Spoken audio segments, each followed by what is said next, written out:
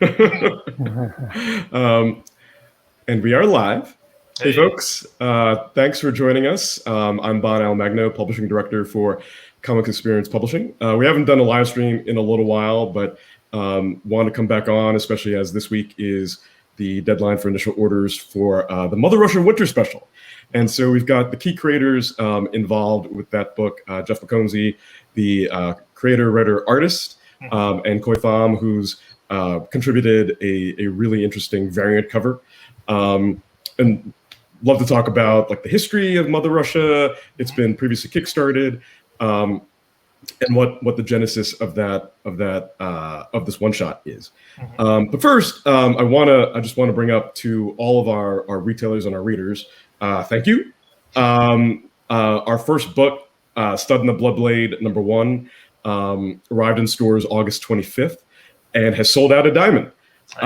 So if you folks are still looking for a copy or looking for additional copies, hit up your store, see if they still have copies available, especially if they have Comic Hub. You can go online on Comic Hub and pre-order just through that. And you could also request that they put in an advance reorder. But if you want, you can also go to cxpublishing.com/store and order directly from us, and we will ship it to you direct. And that's true not just of Stud, but of every single book that we're publishing, including Mother Russia. And I'll be flashing a banner for you folks to order Mother Russia from us directly. So yeah, Mother Russia, Jeff, what is it? I think in our solicit we were calling it a zombie love song from World War II, Right. Or something along those lines. Right. What is the origin of this crazy idea? You know, it was years ago, actually. I remember being snowed in one day, and I just started drawing the story about essentially sort of, zombies were relatively kind of new at the moment. It was a World War II zombie story about a female Russian sniper who sort of found a perch where she can sit out the zombie apocalypse. And while she's sort of watching the world, go down the crapper, she sees this live little boy walk across this courtyard, and she decides to jump down and save him. She gets stuck down there, and obviously, zombie violence and World War II sort of come together very nicely down there. A lot of it was just fun. I mean, as an artist, when I'm sort of writing and drawing my own stuff, it always comes down to like stuff I just want to draw. You know what I mean? Like I'll write a story like, hey, I just want to draw it. That sounds like fun. So for her, I just like the idea of like the female sniper sort of completely surrounded. It takes place in Stalingrad, so it's the Russian front, which is, war is a terrible thing, but that was a particularly brutal front. And the idea is that the entire city's been infected. They're all zombies. And now sort of she's the only one who's still alive, and she finds this little boy, and she's got to protect him. So a lot of it was just like, these were just fun things I wanted to draw. The idea of this sort of slight, small woman with this giant gun sort of jumping around and saving this kid. It was just a lot of fun, and I had done it initially as a mini comic, and then eventually it kind of got collected into Fubar, which is sort of a World War II zombie anthology. It was one of, I don't know, maybe 12 or 14 stories in that first book, and in spite of that, a lot of people enjoyed it. So I got a lot of comments on it, and that's essentially what led me to kickstart it. And sort of redraw the first few pages that I had done in the short. The Kickstarter ended up being super successful. It got promoted in a few different places, sort of when Kickstarter was relatively new, and it just sort of went bananas. So I was able to do like a really nice long graphic novel from it. I was able to commission some short stories that ran in it. Steve Wilhite was one of those short stories. So we put out a book, and then eventually with Alterna Comics, I put out a 3-issue mini-series of the same book, just sort of, I guess whatever we sort of did the graphic novel first and then did the issues, and then it came out as sort of the final graphic novel. So the original story has had a lot of different permutations, and Winter Special essentially is sort of picks up where this one left off. And this, of course, the Winter Special is also a silent special, sort of an homage to Larry Hama's comic, G.I. Joe, that I'm sure we're all very familiar with. It's just fun as a writer to do something with no dialogue, I guess, just sort of convey all these things visually. So it's kind of just and I see it as sort of an interstitial between what will be sort of the next big volume of American Terror down the road. So gotcha. Yeah, so you're kind of viewing this as, it's almost like a universe that you're Right. building, and dropping the reader into various points in this timeline. Like how far do you think you want to take this in World War II? Well, I mean, I had at least, the idea with this winter special is that winters finally come to Stalingrad, and these zombies have frozen, and we find out that like there's actually still Germans out there, and the war sort of starts over again, and she's kind of caught in the middle of it.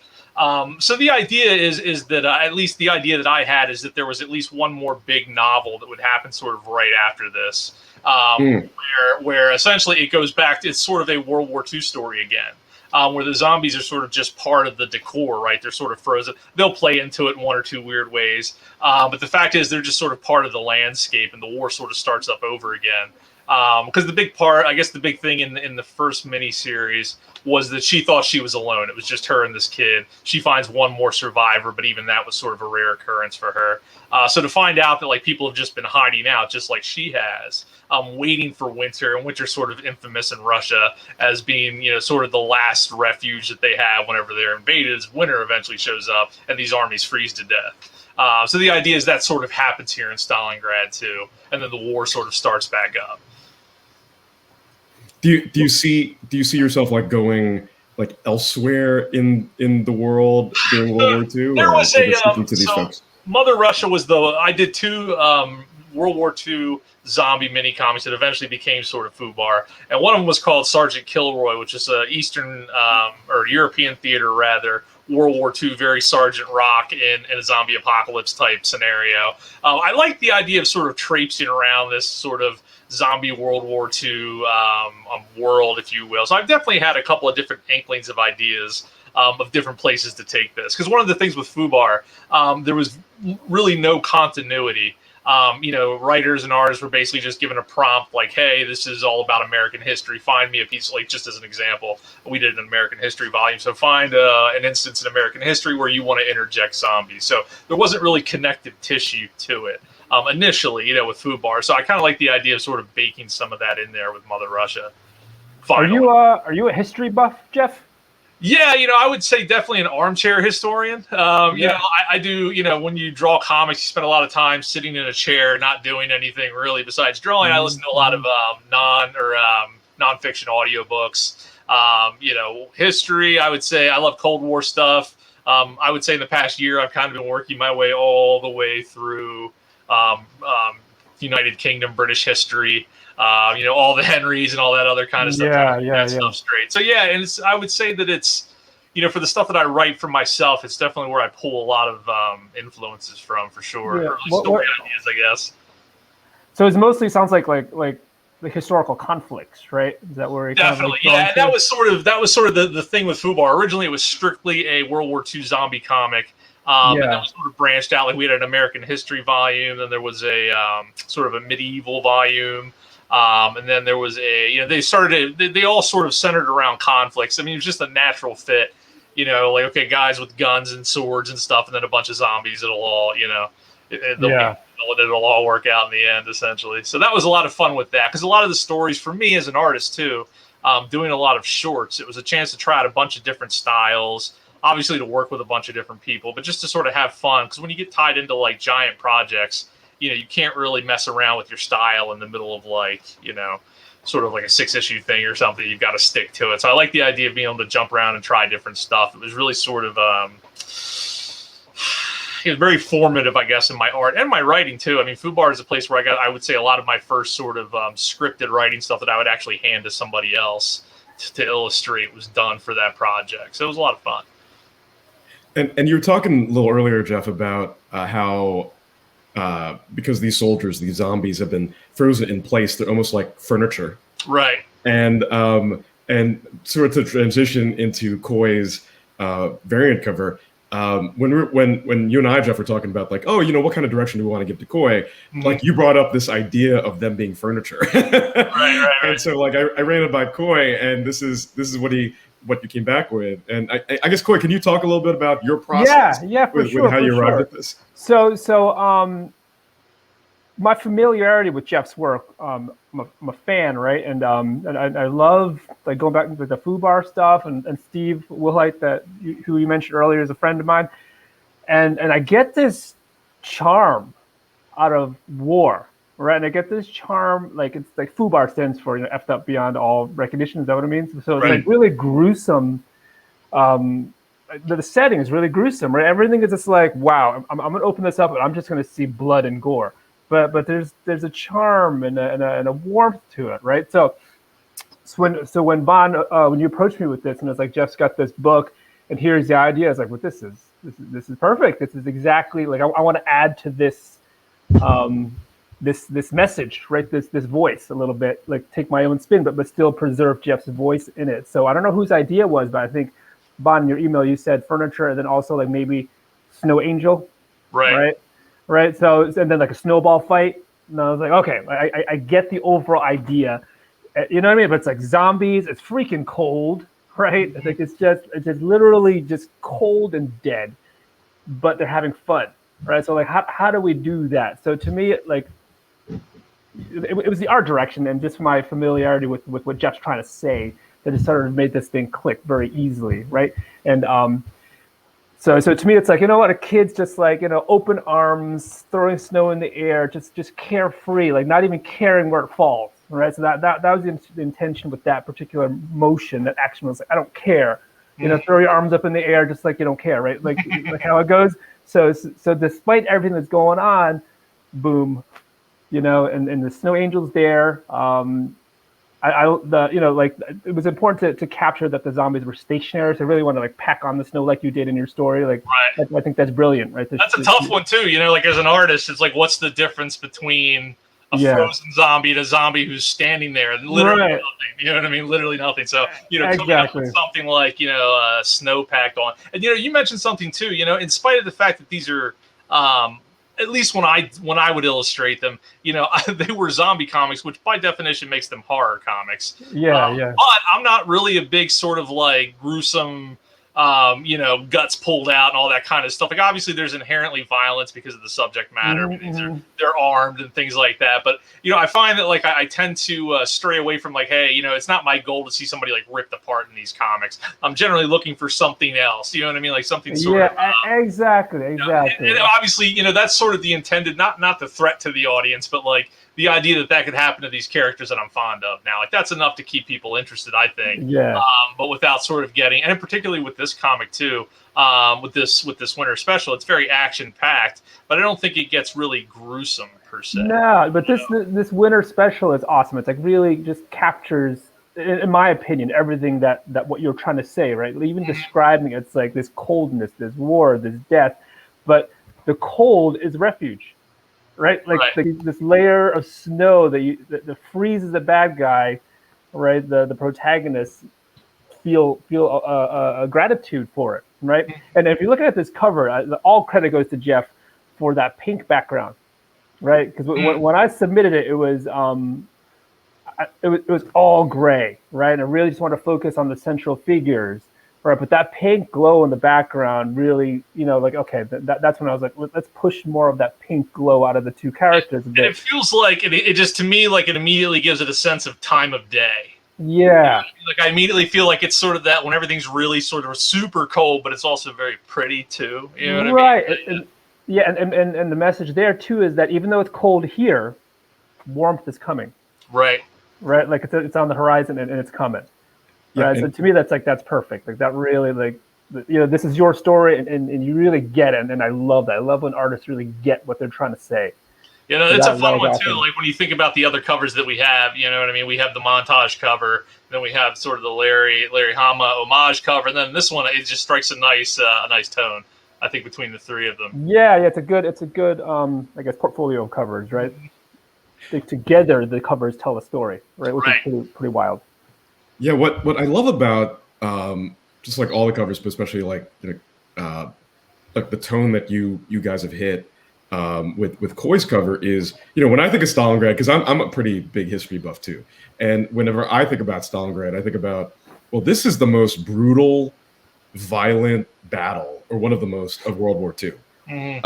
Just basically like the Russian army's last stand. They're not going to do. They'd rather get completely annihilated than lose. A whole city gets destroyed essentially. Yeah. You know what I mean? Like almost completely.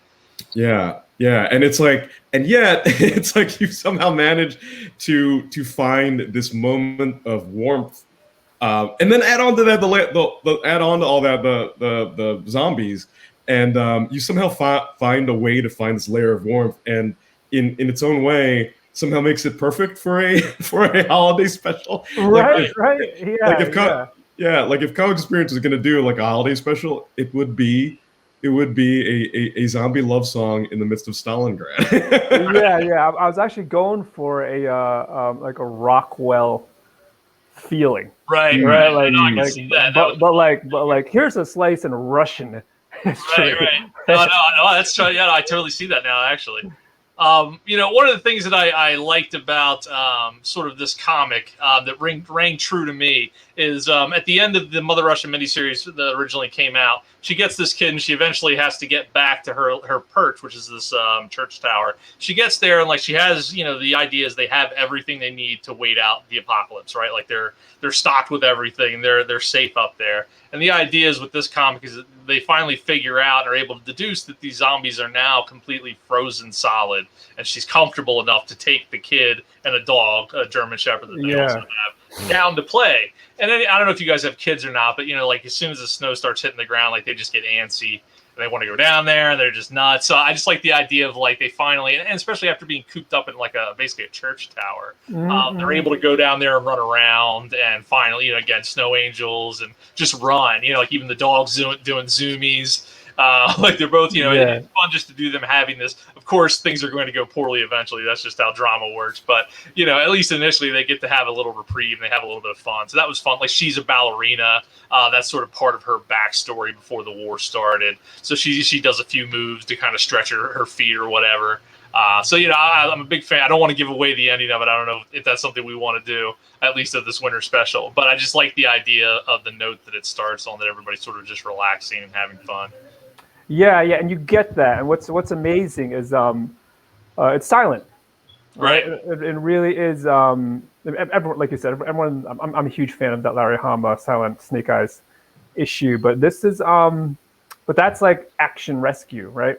Right. This is bonding and warmth, right? And that's like to capture that with no words that's kind of cool, right? Like that nonverbal communication that establishes relationships, and that happens here. It's cool. The trickiest part for me was like the first 5 pages was to, again, like we were talking about how tricky it is to sort of show these zombies are frozen. How to show that, right? How to just, basically how to demonstrate that for the reader. And that like, that's what she's seeing, that, okay, these guys, they're not moving, right? They're not just still images in a comic book. They're actually frozen. And the beginning of this scene here is sort of a mirror of how the original 3-issue miniseries starts out. There's a lot of similar framing in it, but she shoots a zombie in the original miniseries. But this one's kind of funny. The snowball, right? Yeah. Right, yeah. And even that, I guess, is sort of a little lighthearted compared to absolutely. Yeah, absolutely. I see that. I mean, one to also talk about, like Jeff and Khoi, if you have anything that you guys would like to plug, want to give you the opportunity to also talk about like some of your other recent work that might be coming out or might be coming out soon. Jeff, like I've seen like a bunch of stuff from you coming out lately. Like what do you what's been the reception so far? Yes. So basically I've been working with AWA, which has been really fun. We did Grendel, Kentucky, which is one that I wrote. And Tommy Lee Edwards illustrated. Very lucky to get him in between different projects so he could do that one. I'm a big fan of his. That one came out, I guess, obviously because COVID time's weird anymore, but I believe that one came out about 6 months ago, and then they finally, it was the 4-issue miniseries, and then the trade just, I think, recently came out. And AWA is doing sort of like the Image model where they do like the $10 trades, which is great because it was 4 issues, so I think it comes out to be about 90 pages all in. So it's relatively short OGN, once it's collected. But I think the $10 price tag has been really good. A lot of people decided to pick it up, which is awesome. And then this was the first project I did with AWA, but it's just now coming out. ETER, which is essentially sort of a Men in Black meets ER, the television program. So that was something I had done a long time ago, and it's finally coming out now. It's very exciting. Javier Polito is the artist for that one. That one's just sort of that is a sort of an AWA title that I had written. Again, that was one that I wrote. I didn't illustrate. But that was the idea was these would be sort of anthology stories, and I had written one 32-pager.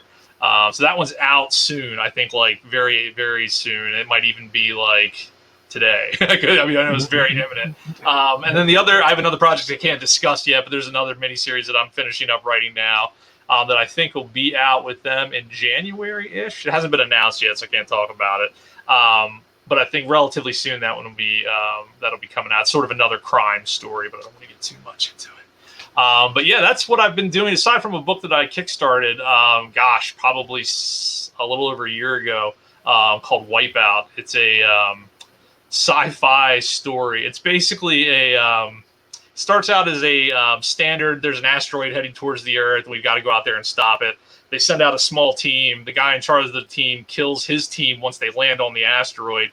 He takes sole charge of the asteroid, and then he phones back to Earth and says, "Look, I'm going to crash this into planet Earth if you don't answer my one request." And his one request is world peace. And of course, they're not going to do it, so they decide to go out and try and kill him. And it's a bunch of fun. But that's the one that I've really been sort of nose to the grindstone because I wrote that one and I'm also drawing it. It was like a 150-page graphic novel. I'm very nearly done it after a long time, very long time. So that's exciting. That one, I'm just at the moment, it's just going out the Kickstarter backers to figure out. So who's controlling the asteroid?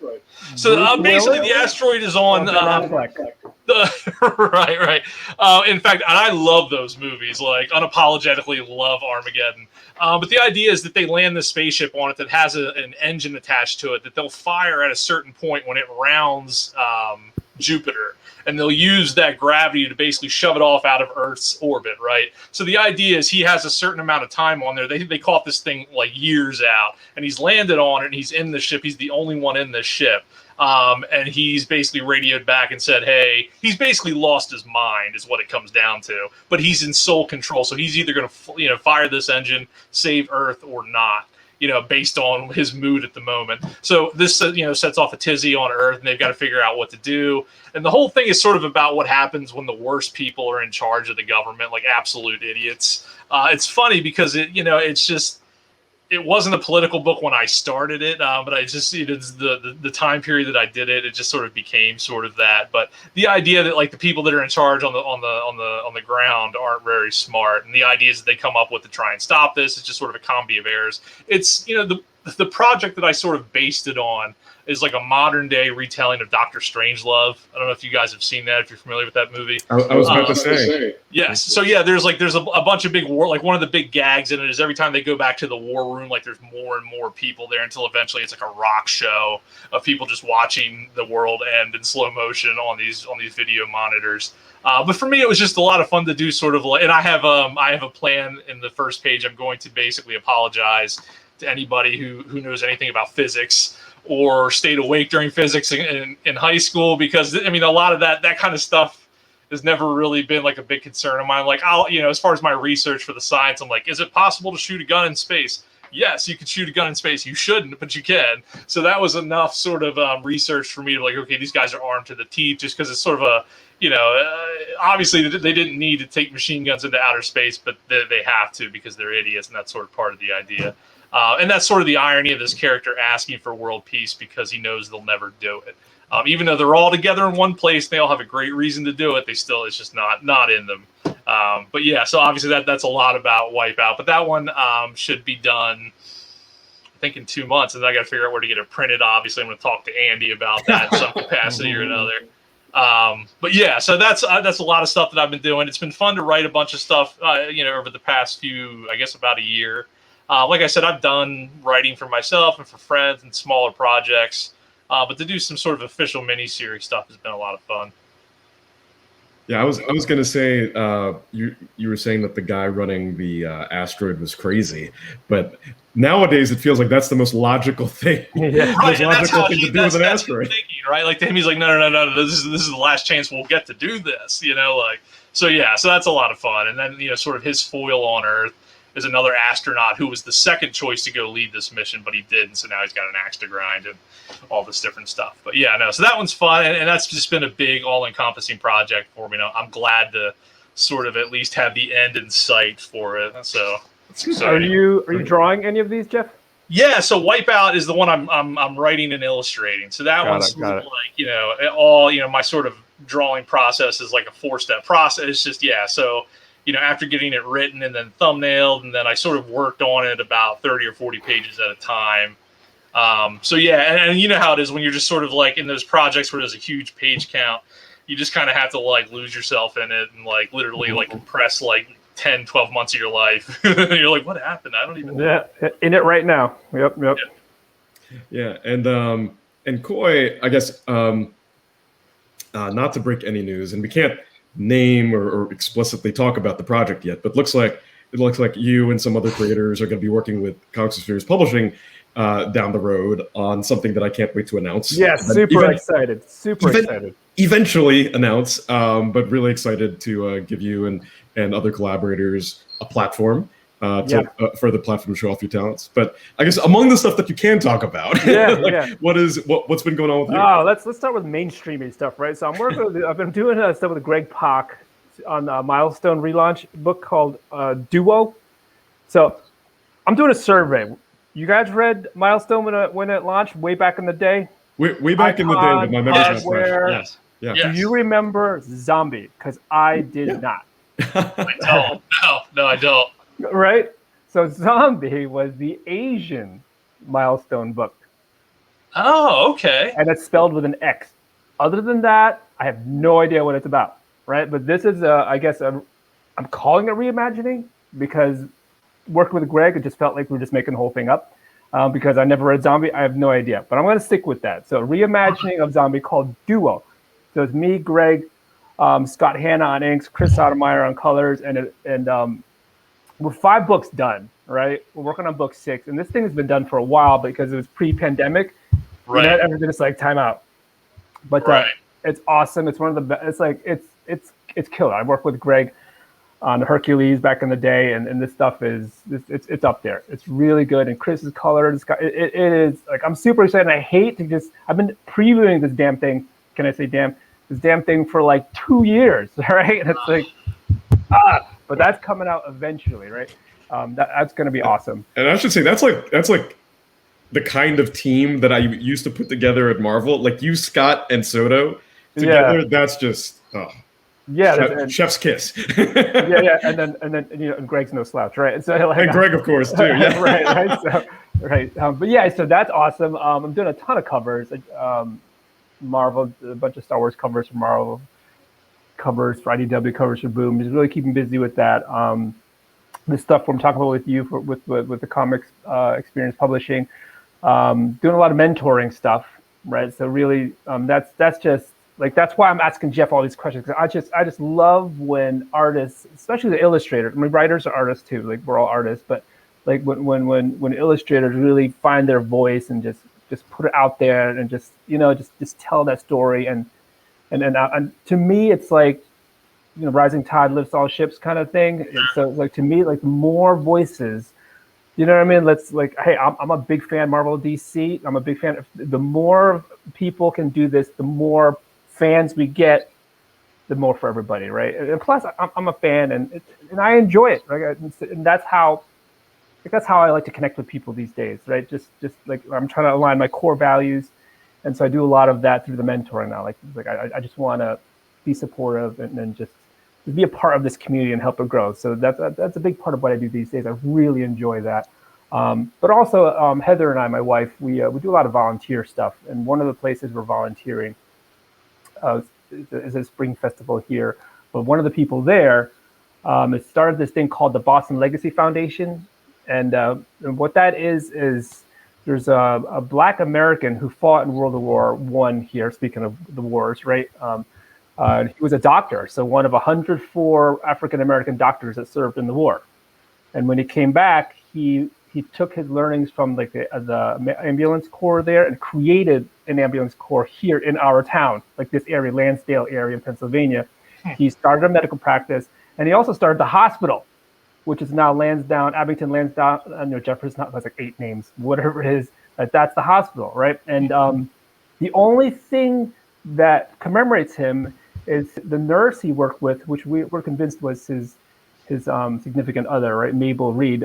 she was white, and she really lobbied for him to get recognized, and just kept getting shunned and nothing. So out of defiance, she just had a monument erected across the street from the hospital at that time, right? But since that, so this is World War I. Nobody knows who this guy was. So we're digging around, and it's like, why? He got scrubbed, right? So our efforts are really to raise awareness for him and for other people like him who've done so much for this country. Literally fought in the war. His dad fought in the war. His brother fought in the war, right? His dad fought in 2 wars, I think, right? His brother's also a doctor. They're doing all kinds of stuff, and it's just like gone. So through our efforts, we were able to. The hospitals agreed to rename like the lobby after him, right? The entranceway. So we're doing what we can to just bring this person, other people like him, into the forefront. Where do I fit in, other than just being a part of all of this? Heather and I were doing a comic, right? So we're doing. It's called the Doc Boston. Like I'm really excited about this. This is the kind of stuff. Like yes, there's working with Greg and DC, but then there's this stuff, right? We're just like this is where just making a difference. So we're doing this story about Doc Boston and Mabel Reed, and we've created these kids that are sort of like the Robins, the Jimmy Olsens in the story. So the idea is to get these young readers to read it, and then we have like Batman and Wonder Woman and Superman in the background, meaning Doc Boston. So the kids are reading this through Robin's eyes and say, who are these other people? And that'll get them to start researching and investigating these other characters. Right? So that's what I've been working on too, and we've gotten the attention of Congress people, senators in Washington, the Attorney General in Pennsylvania, senators and Congress people here in the state. So we have a big launch planned at the centennial celebration in Washington, D.C. So we're doing a lot of stuff to push this sort of, this just raise awareness for these heroes. That this is one of the things. We write these stories and we're creating heroes, but there's actual heroes. That nobody's heard of, and it has been, looks like been intentionally pushed to the periphery here. So, right. By like different, I guess, different ownership of the hospital down the road. Absolutely, right. So so we've been working on that. So I'm really excited about that specific project. So that's fantastic. I've been busy doing a lot of stuff. So we're running short a little bit on time, but Khoi, I wanted to just talk about the or touch on the mentoring a little bit. Where did I was curious about that myself. Go ahead. Yeah, I was gonna say because like you and I, Khoi, when we went out to dinner a couple months ago or something, and we were getting really really deep on the mentoring stuff, and I got a lot out of you even just talking about what you do in your mentoring. But like to what you were just saying, like there's plenty of folks out there, plenty of creators who want to build their brand, so to speak, but want to build a career, want to build a life in comics. But there's just a lot of tools that maybe they haven't been. No one's taught them how to put them together to build that career.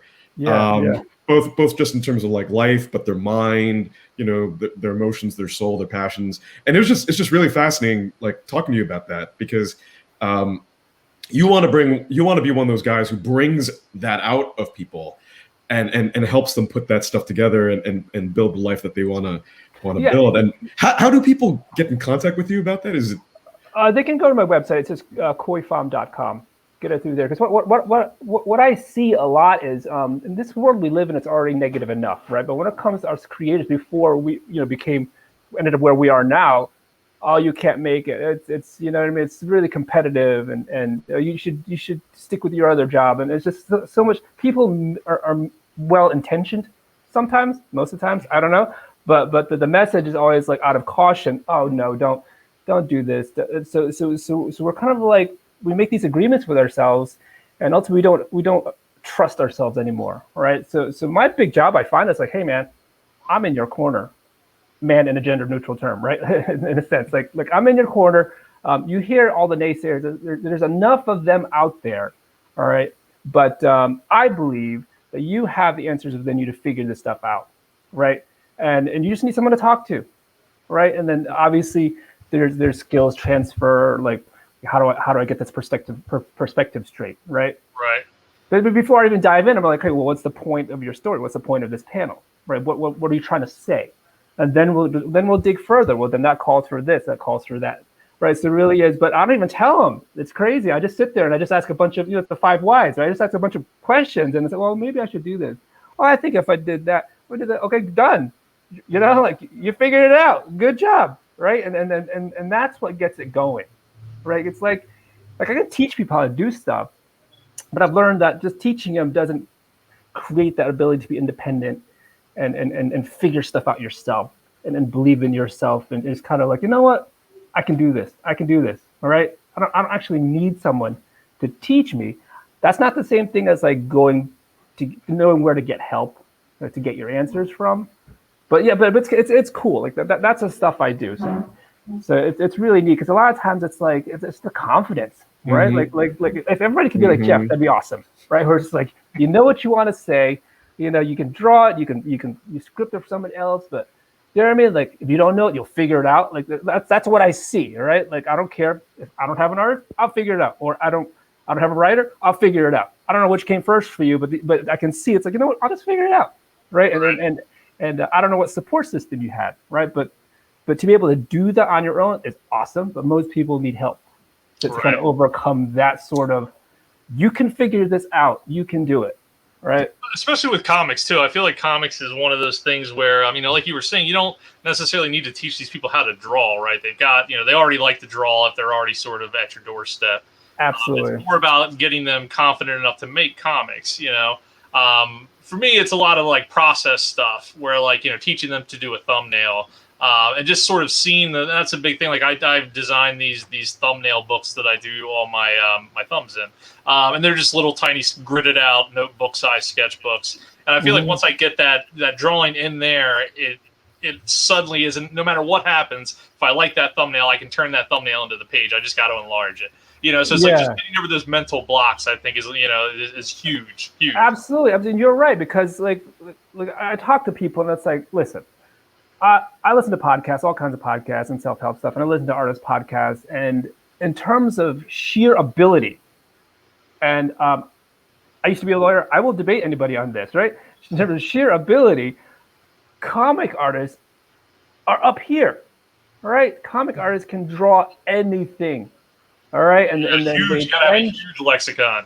Actually, exactly, the ability to observe and translate anything. Like when I listen to other artists talk, it's like a sculptor might be like, "Oh, I hate drawing." I just have to slog through it so I can get to start molding this stuff, right? I just have to get this drawing done. It's like painters, I just have to get this. I hate it. I hate drawing. It's like, this is so weird to me, right? That you don't like to draw.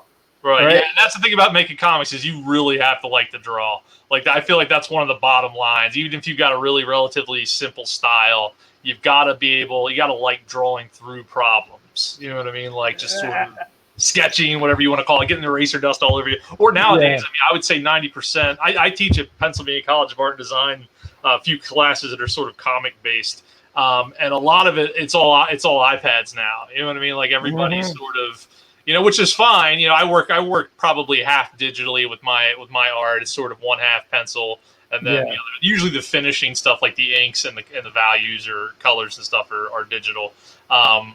But yeah, I think just sort of being comfortable drawing and sketching through problems is 95% of it. Like once you have that confidence, that's pretty much it. Well, I'm sure you see it in your class, right? It's where it's like most of the job of a mentor / coach is accountability. Right. It's like I find myself like, if you want me to call you every day or text you every day, I will. Right. So, hey, yesterday you talked about this was your goal. You intend to do this. How'd that go? Right. And it's just that whole like, oh, I can't hide. Right. Until you can do that for yourself. Yeah. You needed just a little bit of help. Right. Somebody else. Right. Somebody's expectation. Exactly. And it's winnable. Sometimes it's just like, all right, we won't even set a page count. It's just, let's just sit there for X amount of time without getting distracted. Right. Let's just start with that. Right. And let's just keep track of how many times you've been distracted. That's the only number I care about. What you get done, I don't care. You shouldn't care either. Right. So depending on the person and what their obstacles are, it's like, okay, what are your obstacles? How do you want to solve it?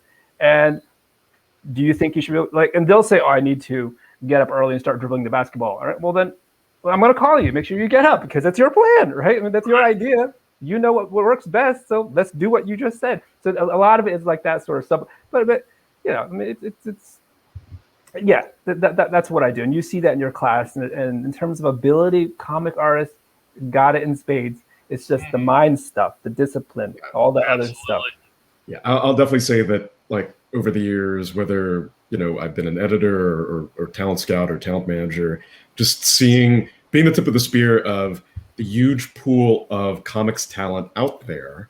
The piece that I think I've seen now in hindsight has always been missing has been exactly what you've just been describing, Khoi. Like someone who is in their corner, but also not the person who's like signing the check. Yes.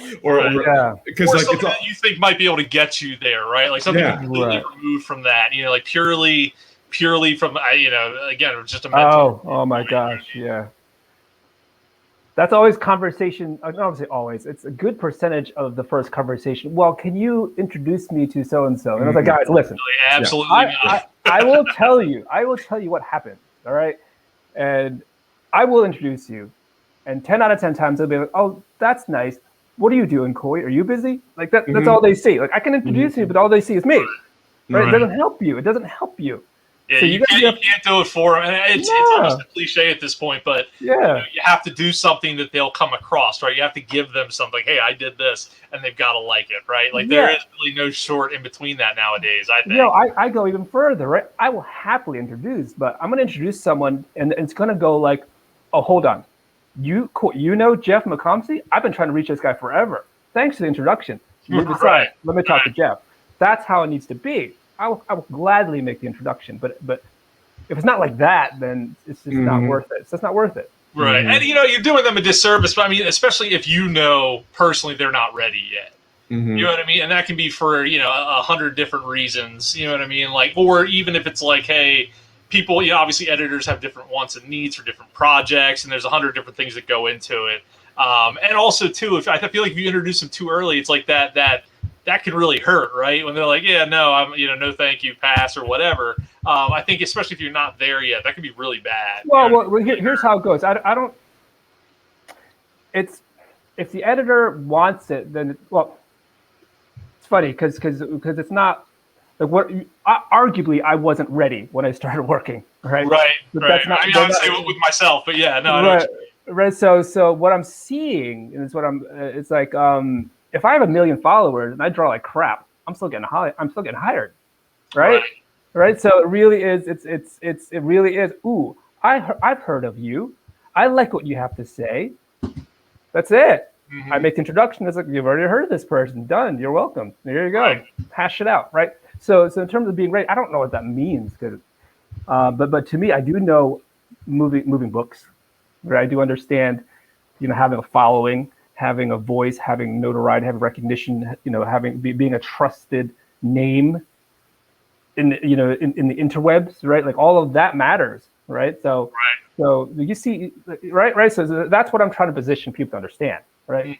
You just got to be able to through your social media posts, through your work, whatever it takes, right? You just need to be able to, get your story and your message and your personality and your confidence out there. It's a rabbit hole of a discussion, but yeah, absolutely, it really is.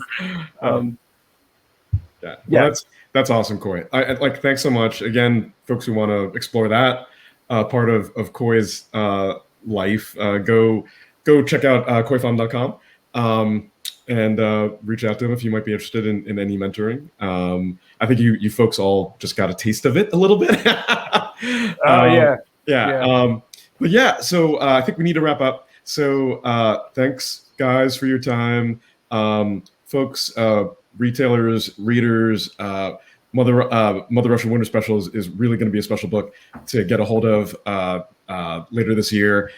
Be sure to put your orders in by the end of the week. Or you could also order directly from Comics Experience Publishing at bit.ly/Mother Russia Winter. And you'll be able to order directly from us, and we'll be able to ship it directly to you. So again, thanks before you sign everyone. off, I want to shout out to Comics Experience Publishing. I mean, you guys got a bunch of awesome stuff coming up here. So like in terms of publishers to watch, I believe in you guys. That's why future announcements coming, but everyone should jump on now. Yes, I've got other stuff coming out with you guys because I was very excited to get hooked up with people who had very similar goals and sort of a new platform for this stuff. So I had books that were waiting on the shelf for you guys, and here you are. Absolutely. Yeah. Right. So very exciting. Yeah, especially over the next couple months or so. With once the stuff at the Port of LA clears up and those books can actually start getting distributed, things like Howling Snow, Charlie Spot, Space Corps, I think, just very distinct points of view from every one of these creators. I don't think there's anyone who could tell the stories that these folks told, just like Jeff. I don't think there's anyone who could tell the story that you just told. You're telling with Fubar and Mother Russia. So really excited to be supporting creators, supporting creator-owned comics, supporting like unique points of view, and we're gonna keep on doing it. No one's gonna tell us to stop. All right. So thanks so much, folks. Thanks. Yeah, good talking to you guys. Thanks everyone for joining us. We'll talk to you soon.